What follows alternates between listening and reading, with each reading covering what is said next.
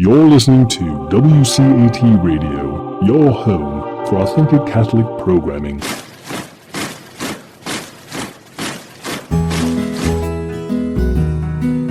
Welcome to the Catholic Mama, where you'll learn how to deepen and defend your faith, find comfort as we share the vocation of parenthood, and learn how to raise your children confidently Catholic.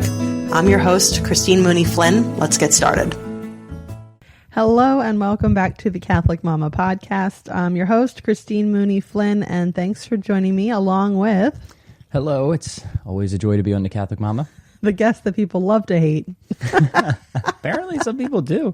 I think I'm a nice person. I think so too. Some of the reviews have been, well, we're all friends. Let's just say yeah, it's fine. Yeah. Just teasing. You do have a polarizing it's my personality. It's a it beautiful comes through face. even through the microphone. My husband, if anybody didn't catch that one, Pat Flynn, who is the host of his very own show that he took a lot of inspiration from me and decided to start his own. No, I'm kidding. He has like how many, 400 episodes? It's going. The humbly and originally named Pat Flynn Show. And if any of your listeners are interested, if I can just engage in a little shameless self-promotion here on the Catholic Mama podcast. It's a lot of different content, but on the two segments that might be of special interest to the listeners of the Catholic Mama and their respective spouses would be every Sunday I have a Sunday school segment, and we dive into theology there.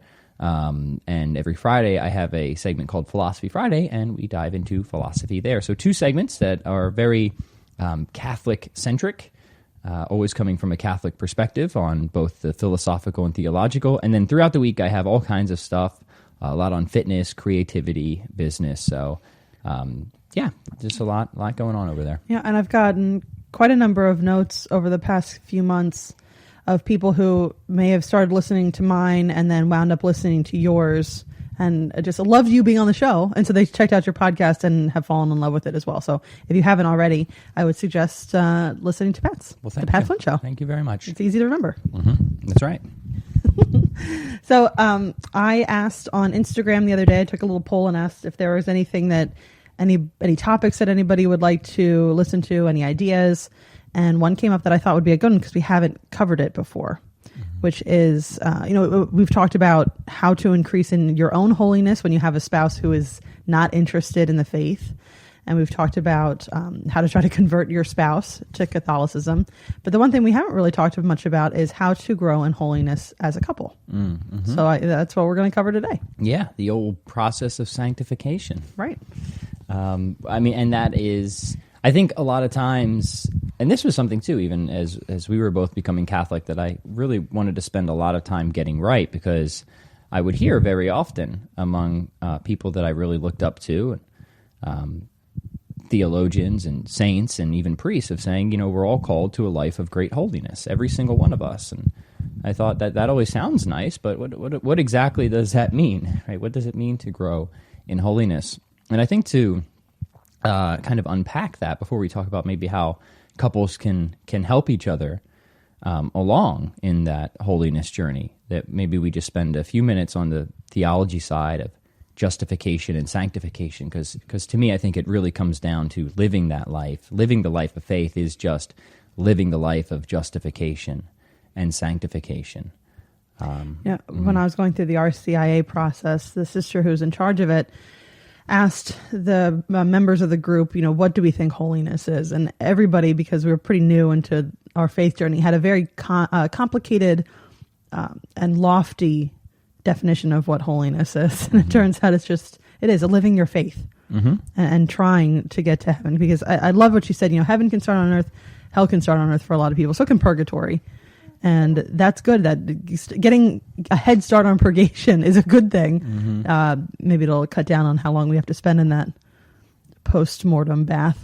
That's scrubbing of the soul. Yeah, heaven's washroom. Yeah. Mm-hmm. All right, sorry, go ahead. No, so I'll try and make it as quick as I can, because we could spend many, I guess, episodes and conversations on this topic. I think it's a really big topic, and it's something that ties into a lot of other important aspects of faith, including the atonement. Why did Christ decide to save us in the way that he did? Why did God decide to save us in the way that he did with Christ crucified? Also, the problem of pain and suffering. All these connect, I think, in a beautiful tapestry. And one of the wonders of studying theology is to see the masterpiece that God really has created. So just very quickly, living the life of holiness, living your faith, I think if you're going to reduce, and I'm always hesitant to reduce things too much because simple is good, but simplistic is bad. Mm-hmm. But simply stated, it's living a life of increased charity and love. That I guess the way maybe best to describe it is fundamental reality is love. That's a core commitment of us as Catholics, that not only that God exists, but amazingly, God is relational. God is a loving relationship within himself. So it's not just a trite thing to say that God is love. When we say that God is love, we're actually getting at a deep theological mystery within the inner life of the Trinity. So sometimes you kind of have these kind of cliche slogans about God, but there's so much actual content there. And it really is remarkable when you think about it, that God, the ultimate reality, is a loving relationship. And that the end of all of it for all of us, what God wants for all of us is a sharing in that loving relationship, which of course is sharing in the divine life. God has offered us this supernatural gift to go over and above anything that is owed to us by our own natures, to enter into the beatific vision, this loving, saving relationship with God. And sometimes the saying that is used is that God became man so that man can share in the life of God. And this is, of course, dashing over some of the finer details, but I think it's important to realize this, because then when we understand the life of faith, and justification and sanctification, what God wants for us as we grow in holiness is to grow in love. And love is willing the good of the other and wanting union with the other. And when we think about, and for parents, this is, I think, is maybe the easiest way to think about it is how you think about your children. Like Sweet Marin is joining us. As parents, you naturally want what is really and truly best for your children. You want the good for them because they are so valuable in themselves. Regardless of what it returns to you, you just want the good for them because they are them. So that's one prong of love. The other prong of love, of course, is, I'm looking at Marin right now, is you want some degree of union with them. You just want to, for a baby like Marin, you just want to shove your face into her neck rolls and just, right? And of course, there's different forms of union, and some forms of union are more appropriate in some relationships than other, husband and wife, parents and children, friends, but there's always some element of union, it seems, with love. Love is inherently unifying. So it's willing the good of the other and seeking union with the other. And that's what God wills for us in the life of justification and sanctification. So I guess on the most basic level, as we grow in holiness, God is asking us to grow in love. And of course, this is consistent with the greatest two commandments, as Christ reminds us, to love God above all things and to love our neighbor as ourselves.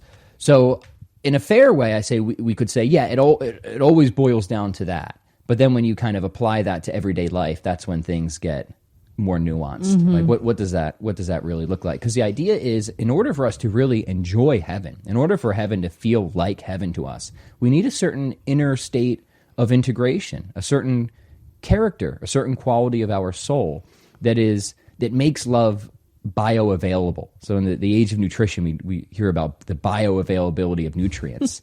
And part of what sin does is it makes it so even if love is pouring down on you, it might not be bioavailable to you. You might not appreciate or feel the love in the way that you should appreciate. You might become very cynical and jaded and not be able to return love. So in order to enjoy the beatific vision, love has to become maximally bioavailable to us, and to use some kind of messy metaphors here. Otherwise, God's love could feel like eternal torment. And I think that's the right way. Like, hell isn't some place that God arbitrarily sends people. Hell is a place that people send themselves, that God will allow them to go, that eventually, because God's love is inescapable, depending on the quality of your soul, whether you live the life of holiness or not, you will either experience God's love as eternal bliss or eternal torment, depending on how you have loved others and how you have made yourself available to the love of others. The gates of hell are locked from the inside. Right. I explained that to a friend the other day, and he said, "Wow, like that changes everything for me." And he grew up very nominally Christian, and I guess, Protestant in some respects. So he kind of had a more punitive, idea of hell. Yeah. And as I said, no, God. We know from Scripture that God wills that everybody be saved, that everybody comes to a knowledge of truth, that everybody enters into this loving, saving relationship. But because of the aspects of human free will, and we can talk about some more of the details of how that relates to justification and sanctification. There's some very fine and interesting distinctions there of how God's grace can be operative and cooperative with free will, but he cannot override our free will and still have the genuine type of love that God desires for his creation. But that we could maybe save that for another conversation. So I guess that's kind of the setting or the framework. Yeah. This is what we're about growing in holiness. Right. Mm-hmm. Now, I don't know if you want to go just right into, is there anything else theoretical, or not theoretical, but more philosophical you feel like we need to cover before we talk about the minutia of day-to-day living this out? I don't think so. Not initially. Maybe as we move along, some more distinctions might be helpful. But I had an author and I don't know, the founder of a Catholic ministry on a while back, Dominic Albano, and he has a book called The Theory of Happiness, the Fundamental Theory of Happiness, I think. But I one thing that's struck me that I've thought about over time is, why can't people just get it together and, accept Jesus or whatever it is? And he had said that, sin is messy. And it goes to what you said, that it makes it so that God's love is just not bioavailable to us. And especially when we go to living in holiness, or, growing in holiness and living our faith day to day, it becomes it depends on how rooted in sin we are, and what an attachment, that's I guess, I don't know, the growths, the tumors that sin has created in our lives, how messy that can be. But it can be very difficult to grow in holiness. Mm-hmm. Whether it's, if you want to get back to the church, but, you've been divorced and now you're remarried and you've got stepchildren and, or, I don't know, there's just so much stuff, like it just piles on. And the more sin there is, it feels sometimes like these impenetrable layers to get through. So, what we're going to talk about today is what has worked for us and our ideas. Mm-hmm. We are coming from a spot, though, which, after years of being rooted in sin. Speak for yourself.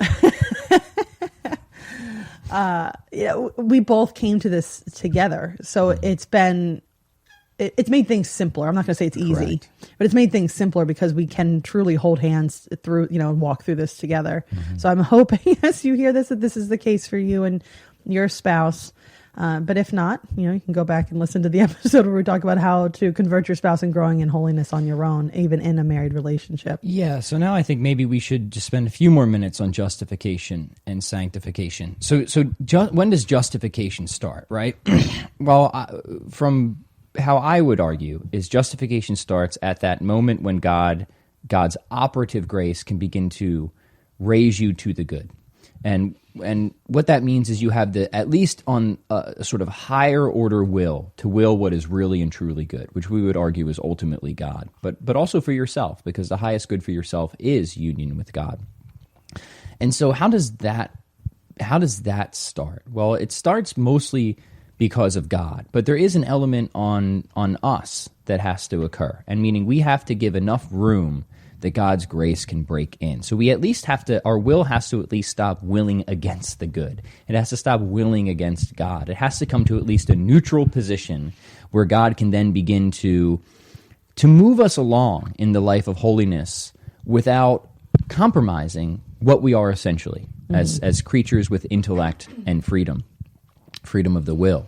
And this is actually a beautiful way of understanding why God allows suffering and evil in the world, is that he knows from all eternity that his providence is so powerful that through the allowance of suffering, it can get so many of us to the point where we realize the world isn't all about us and that we can't do it all on our own. And it can get us, it doesn't guarantee it, right? Because there's still that inherent risk of human freedom, but it's the best and maybe the only available means, given the situation that we have and the types of creatures we are, that suffering and evil can get somebody to at least neutral on their will, where God can then break in and start to enact that process of salvation and redemption. And I think that we both attested that happened in both of our lives, right? And it doesn't mean that you have this full-on radical, quote-unquote, come-to-Jesus moment. It just means that there's enough of a shift in your will to say, okay, I want what is really and truly good. And it might be explicit, it might just be more subtle than that, but it's a small enough crack that God's operative grace can get in and begin that process of justification, which then goes to sanctification, where now you have this role to play with God's cooperative grace, where, okay, we have this higher order will for the good, which is ultimately God, whether we realize it or not, but now God has to reintegrate everything else in line with that higher order good. Because we can will God and we can want God, but we could also have lower order wills that are contrary to God, right? All these other sins, and like most people have a conversion experience like us realize this, okay, I want God, like I want what is ultimately good, but I still have all these other vices in my life, all these other sins. And then this is the way to think about sanctification, where God then cleans up the mess, right? Where he's like, okay, we're going to reintegrate you from top to bottom in line with the highest order good. Not that God doesn't care about our heart's desires. He does. He wants us to have the things that we want, but he wants us to have them in the right way, in the right relationship, in the right priority, in the right hierarchy, in this interwoven, beautiful fabric with God himself. God very much cares about the desires of our hearts, but he needs it to be integrated so that way we can live life in the beatific vision and experience it as the eternal flourishing that it is. So God's operative grace is what causes that initial moment, justification, but then the rest, arguably even through purgatory, is sanctification, where we have to persevere and cooperate freely as God helps us to reintegrate. And the best prayer for this, of course, is from the Our Father. Thy will be done, right? Arguably, the moment of justification happens when we make that surrender, not submission, but surrender to God's will, in understanding that God's will only wills what is truly and ultimately good for all of us.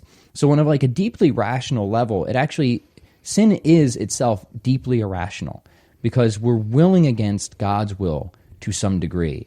But God is all good. He's omniscient. He's omnipotent. God doesn't will anything that isn't for our ultimate supreme good.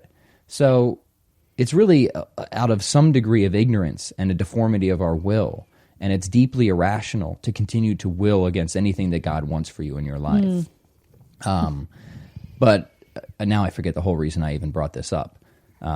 Something about something, but yeah, I guess that the other part is, even for us, after we made that, I guess, initial ascent, and we weren't completely simultaneous on that, but we both got there.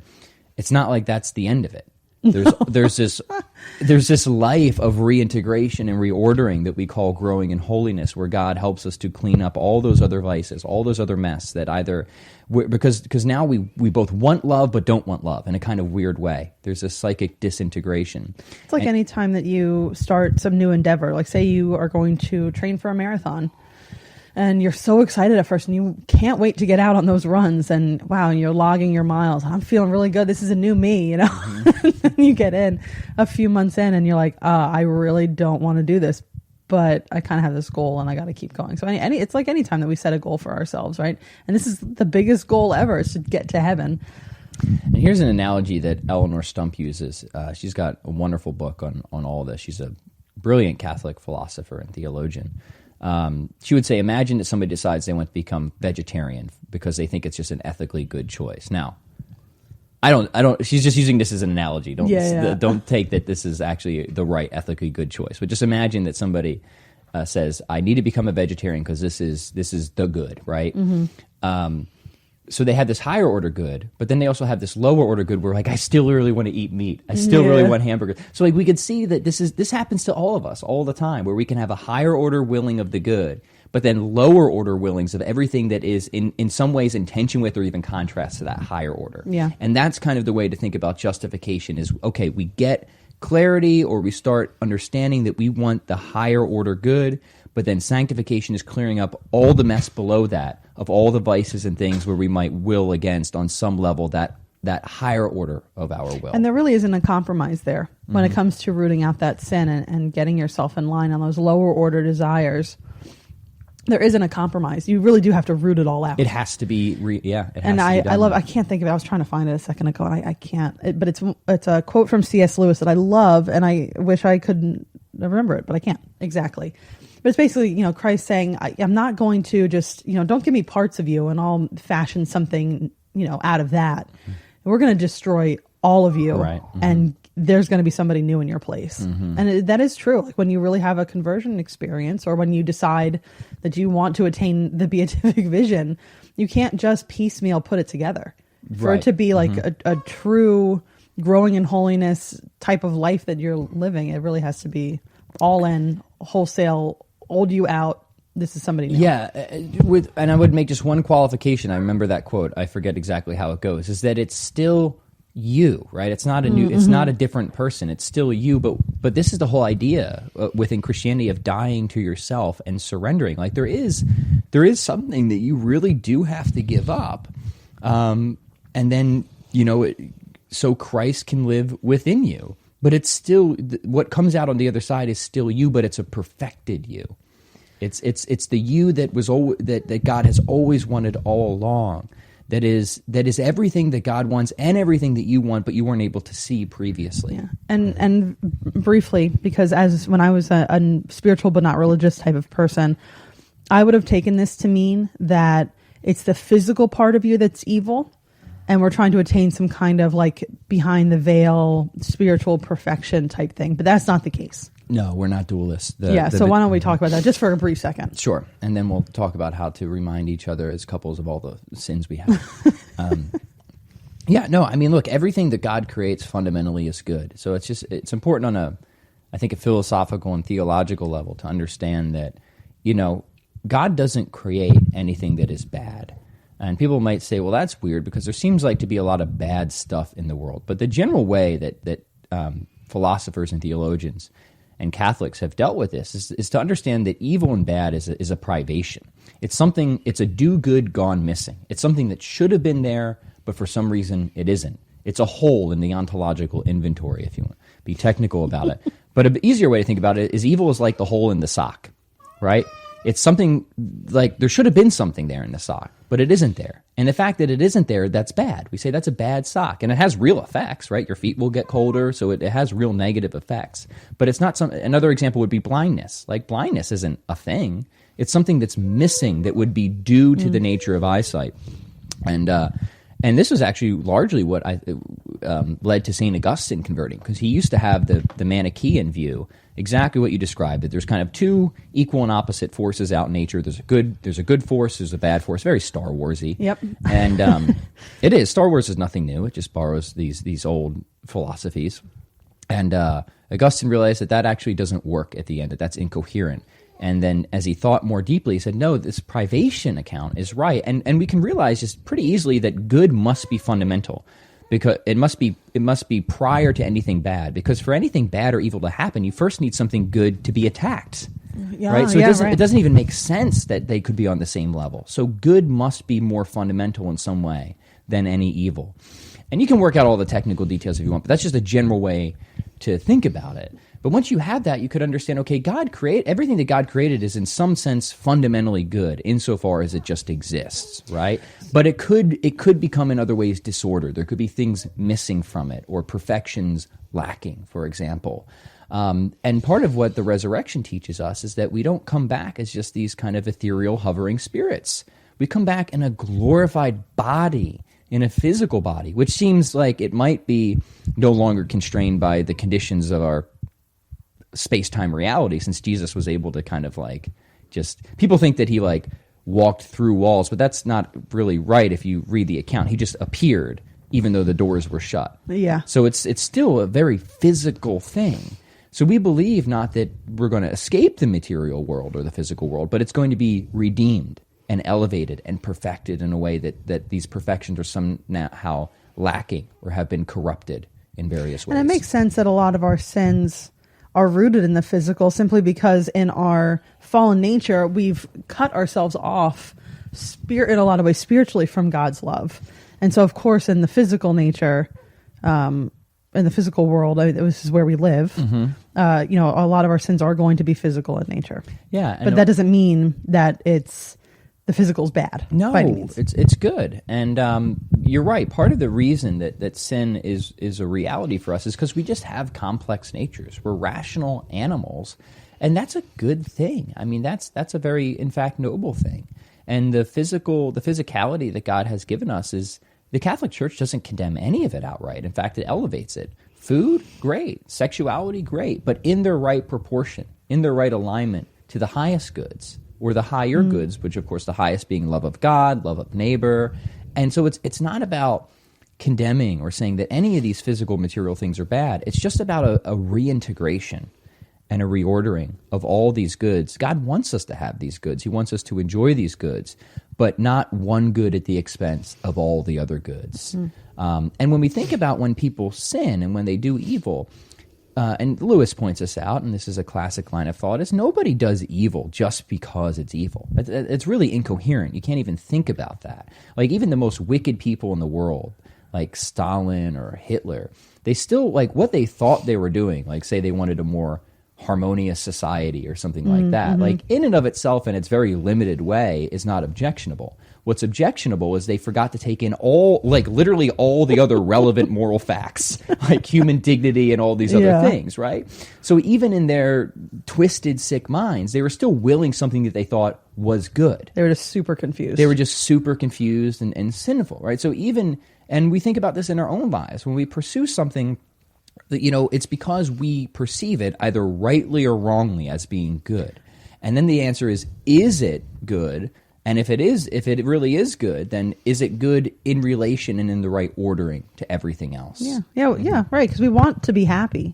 We just are, in our fallen state, are just so severely confused as to what the source of happiness is, and we misplace it often in the things of this world, God's creatures, not Him Himself. Right. So I guess then sin is like filling in the holes, right? If we're saying that it's something that is missing that should be there. It's almost like cheese that should not be Swiss but is, so you got to fill in all the holes. Right. So it's funny. Well, Swiss cheese should have. I know. Holes What I'm in saying it. is, if Swiss cheese wasn't supposed to have holes in it, you'd have to fill in the holes.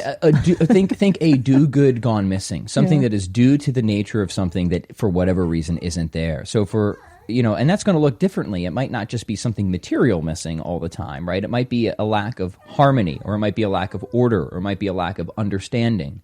It could be a lack on many different categories. A lack of compassion is one of mine. Yeah, right. So think of humans, we have the virtues, and virtues are perfections of the powers that we can and should develop. And compassion would be one of those. So we would say somebody who lacks compassion is lacking something that is due and properly good for a human being. So they suffer from a privation, and in that sense are a bad human. Yeah. And don't take that language too strongly.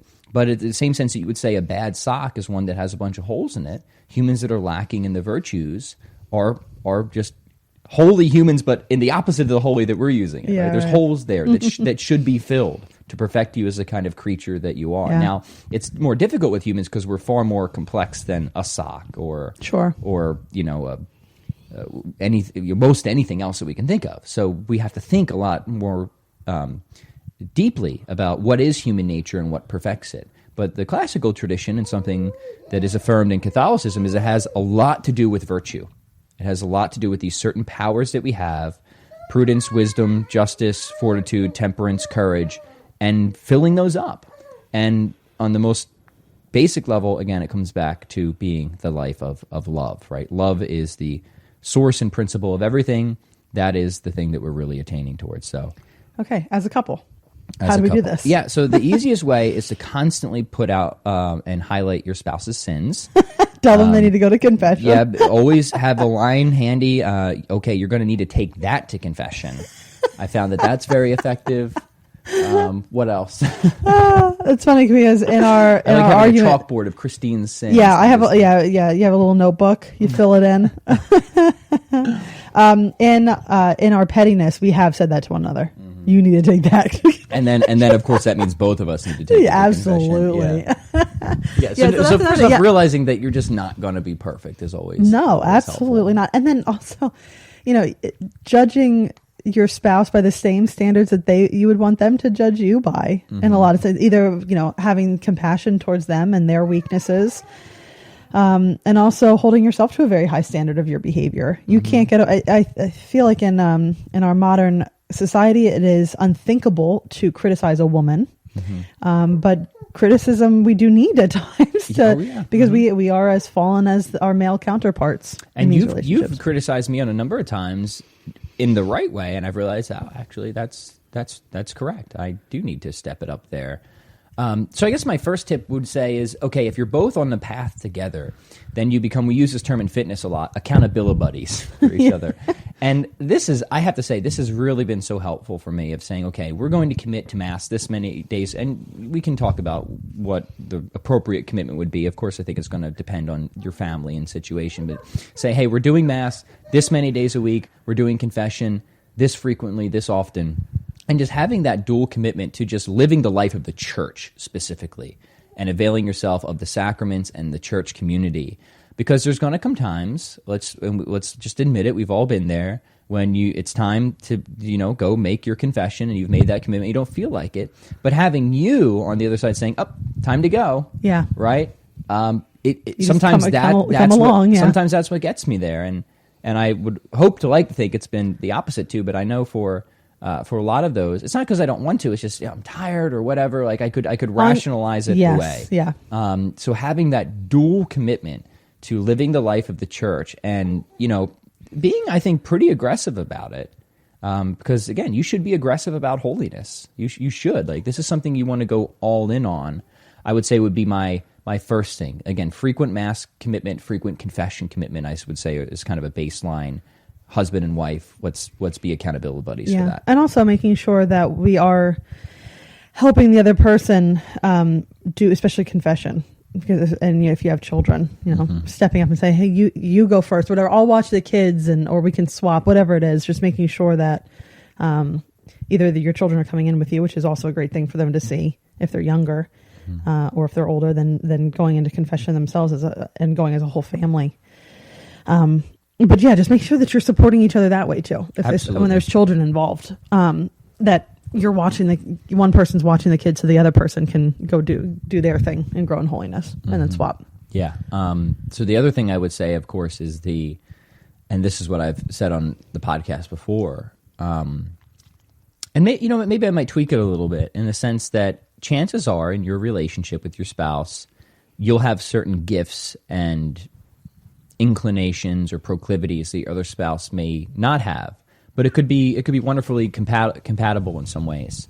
So, for example, one of my struggles, it's easy for me to want to dive into the intellectual life of the faith, the philosophy, the theology. It's very easy for me to keep my nose in books, but I'm not as good at praying as you are. So, kind of binding myself to you for the prayer commitments has been really useful. It's been really helpful, and I think God gave me you because of that. I think that's providential, and it's really helped me in my prayer life. Not because I don't want to pray or whatever. It's just the way my structure is, and everything that I've been dealing with in this process of sanctification. I just have a pull. We'd say that's just a more difficult thing for me, but yet I know it's something that I deeply need. So and vice versa, because I am not great with philosophy. It's always been a daunting subject matter for me, but to have you interested in it makes me more interested in it. So I've enjoyed listening to you do it. And otherwise and especially coming again from a new agey type background where everything's feelings based and you don't need reason for anything. It would have been, and I was attracted to that at one point.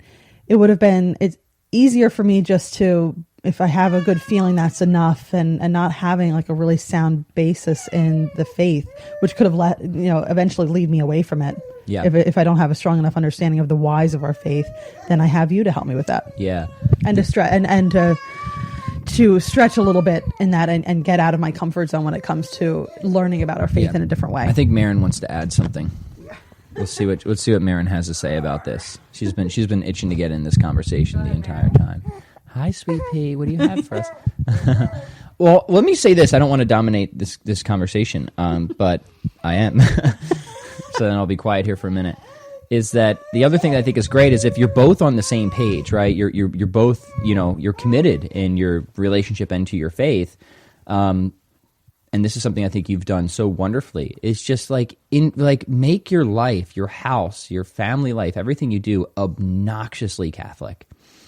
Everything that you do, the way your house looks, the way it smells, how you organize your meals, the prayers you say before your meals, after your meals, what you do with your kids in the morning, what you do at night, is just the faith being completely infused in your life. I think is just, again, because environment matters in the life of sanctification. And we think about this, right? If we think in a diet, right? We talk about this for people who are struggling to eat healthy. One of the kind of basic things is, hey, environment matters. Just like changing your environment makes a big difference. And not just who you hang out with, that does matter too. And people trying to tempt you and sabotage, that's a big thing in dieting that you have to deal with. But even the stuff you have in and around your house matters. If your house is just filled with kind of junk food and not a lot of healthy options, it's just going to be so much more difficult to make what we want to do is we want to make the right decisions as easy as possible, lower those barriers to success.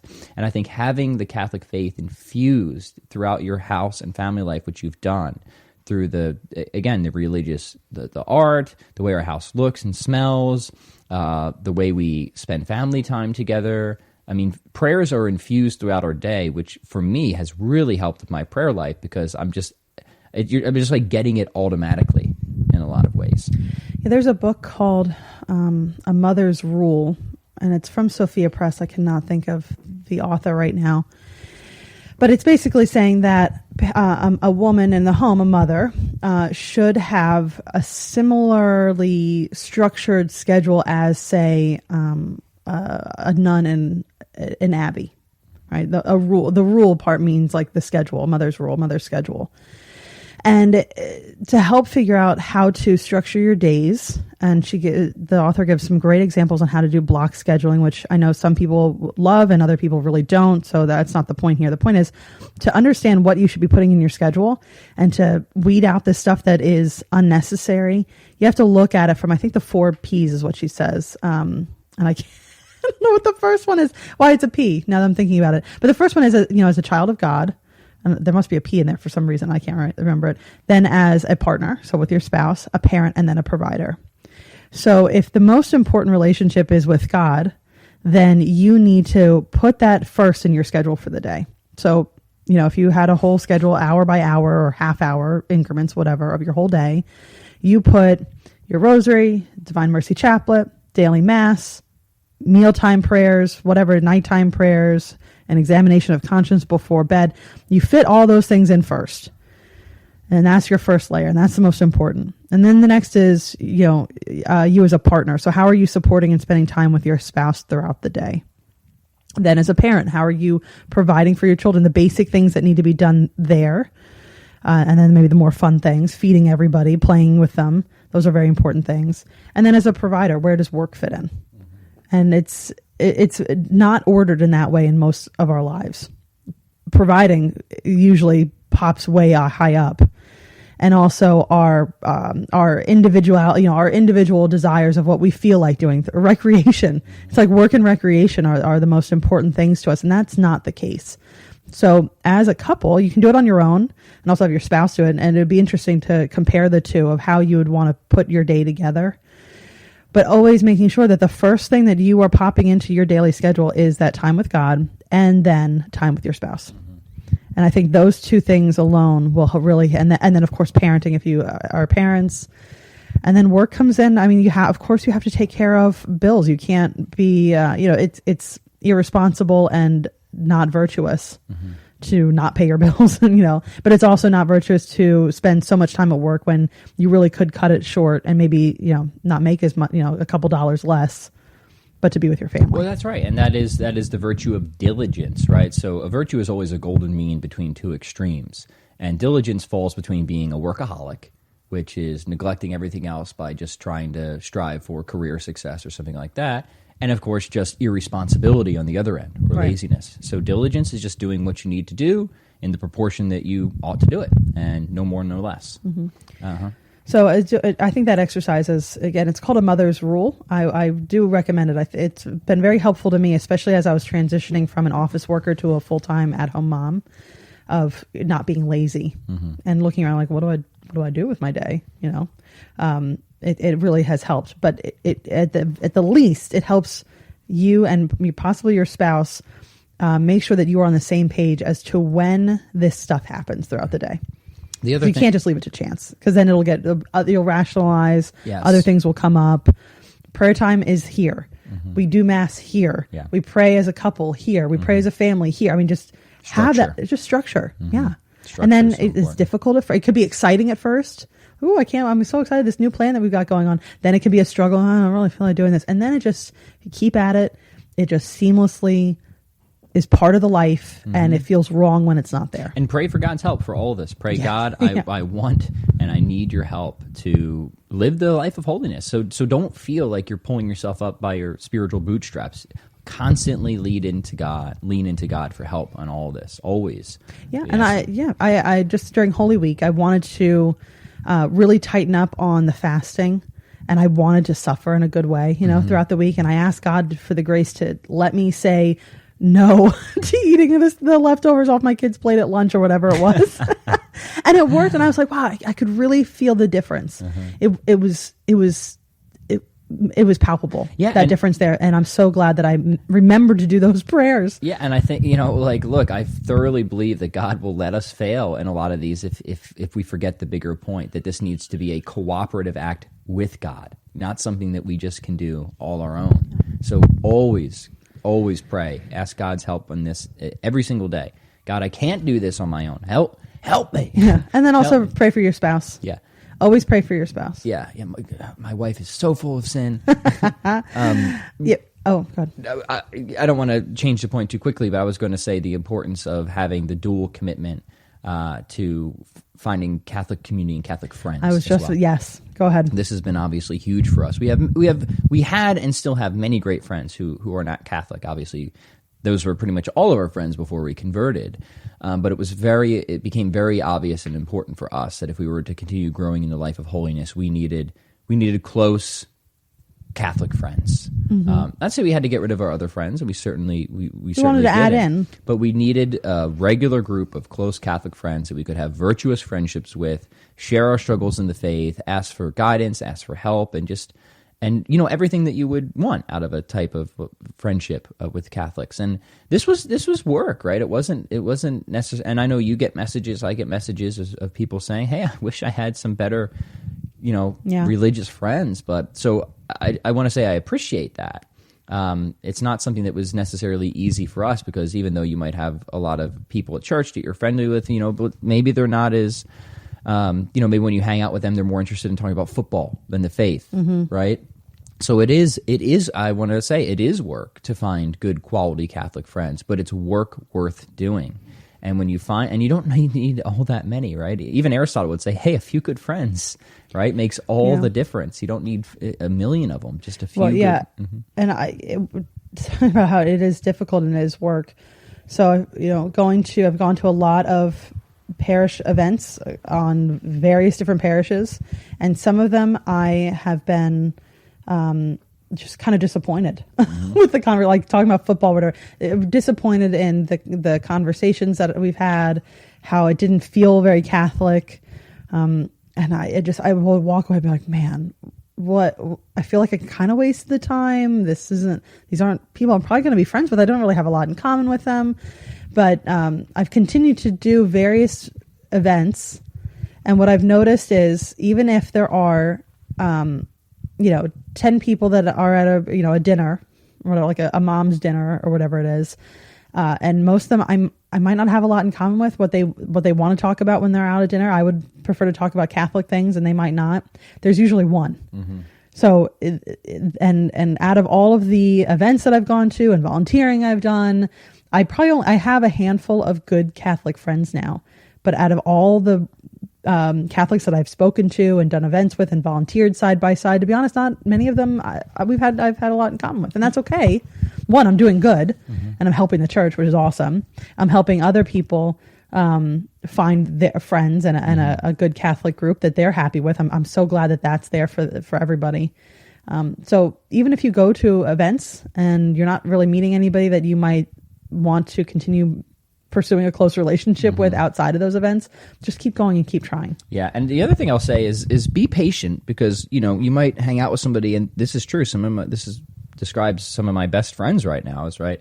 Okay, people are just a little shy at first, and they might be very interested in having virtuous Catholic friendships and having deeper conversations, but it's just kind of the social norm that hey, you catch the game last night or things like that. Yeah, right. And what I found talk, is, fine. okay, yeah, you start there, and then you kind of press it a little bit, and then people are like, the number of times people say, I'm like, yeah, I wish more people wanted to talk about this. So they're there, and they might even be in greater number than you think. So be patient. If you have to start with small talk, that's fine. People might be a little odd if the first thing you talk about is, hey, what's your take on the penal substitutionary theory of atonement, right? Right? But let things develop. And are you trying to teach people how to get friends? Yeah. There's your pickup line, right? And mine would be, I don't think very highly of it, right? Or the satisfaction theory. Thank you for asking. But anyway, the point is some of my really great Catholic friends right now, my first impression was, they don't seem to be very interested. But because I was a little patient and hung out with them a couple times at group events, we actually got a little bit deeper, and we realized, no, we're all really actually deeply interested in this stuff. But for whatever reason, it's just gotten buried beneath the surface. Yeah. Mm-hmm. So be patient either way. Either you're going to, even the people that you might not have thought would have been your great Catholic friends at the start could turn into that.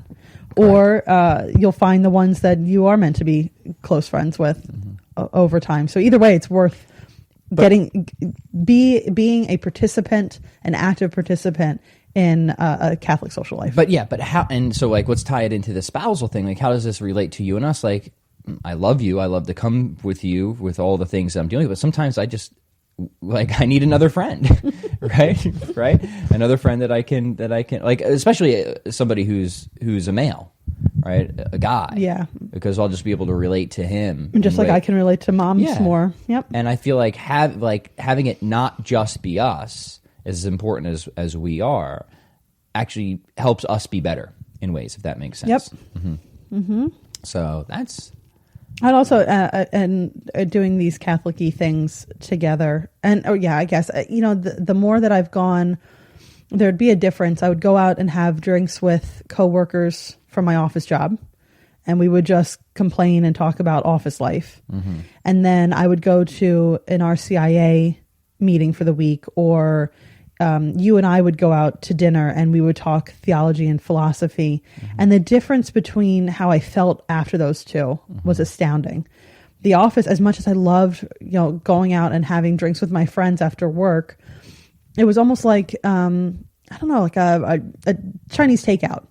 Afterward, I was still hungry, and even maybe hungrier than before, because I had that empty salmon. Right, I had an empty carb feeling or something like that. It was fun. It tasted good while I did it, but I was still really hungry and maybe even a little grumpy later on. Mm-hmm.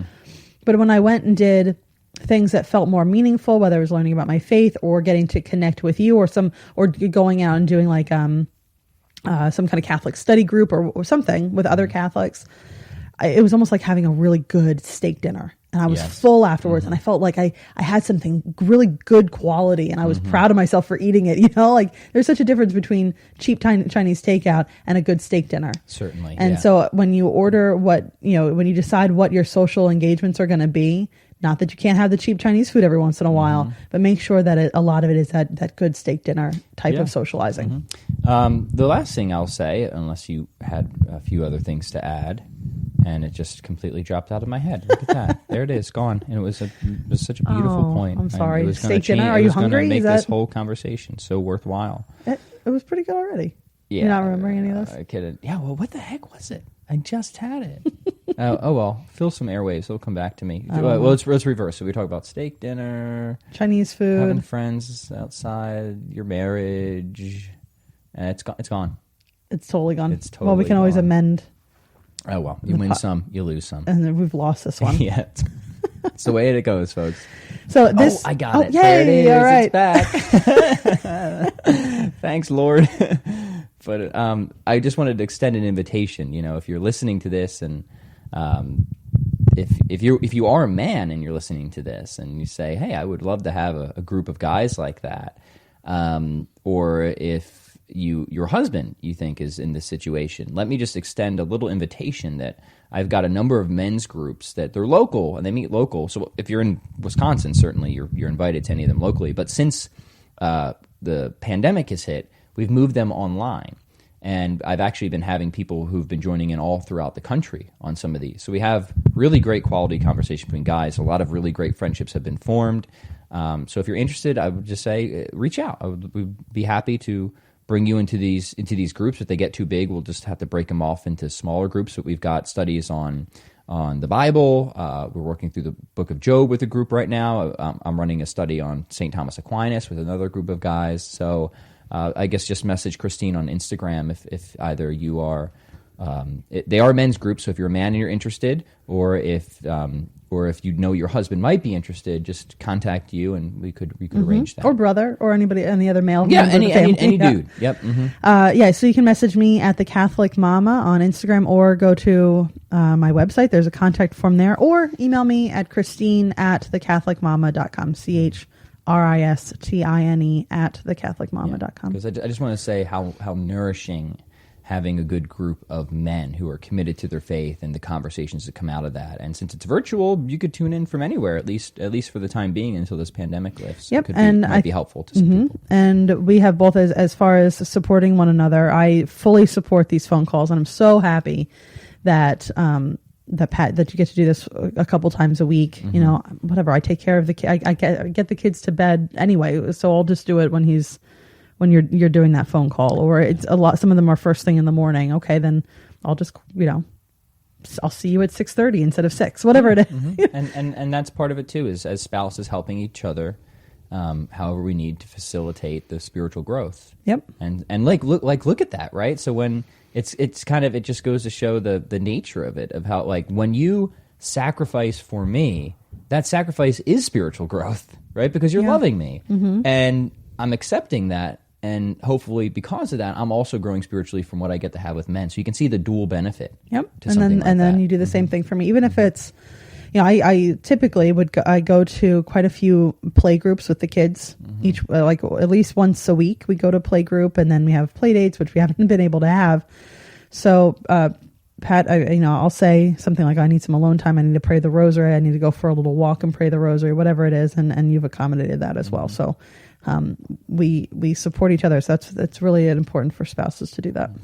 So those are some things. I hope that helps. Those are some things. This is a podcast, and now it's the end. Yes, that's it. For the person who gave us this topic idea, thank you very much. I really appreciate it. And I got a few other ideas and requests from that Instagram poll that I took. Thank you. I will be recording some more podcasts, taking those into account over the coming weeks.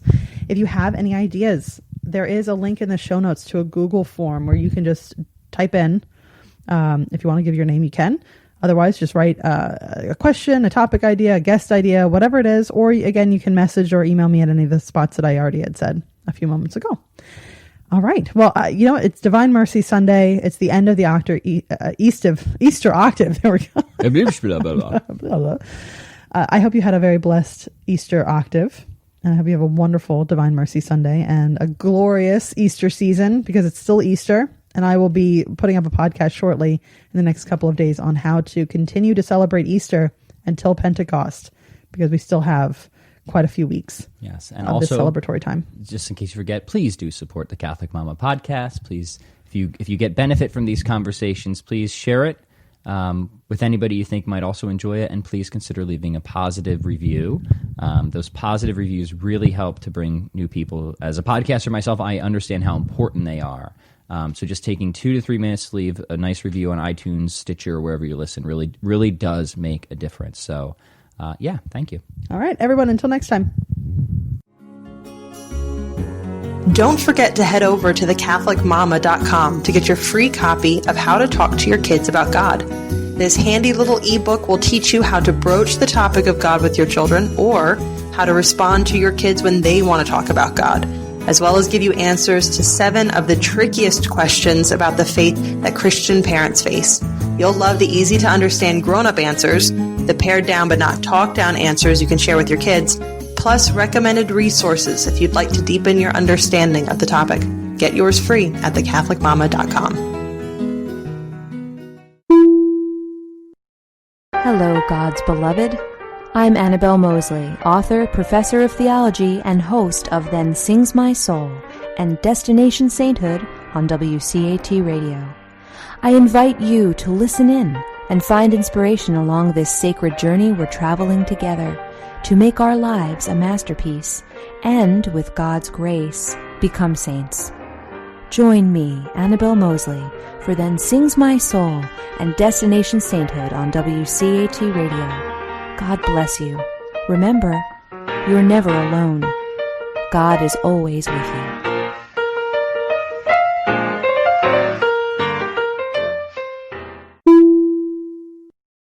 Thank you for listening to a production of WCAT Radio. Please join us in our mission of evangelization. And don't forget, love lifts up when knowledge takes flight.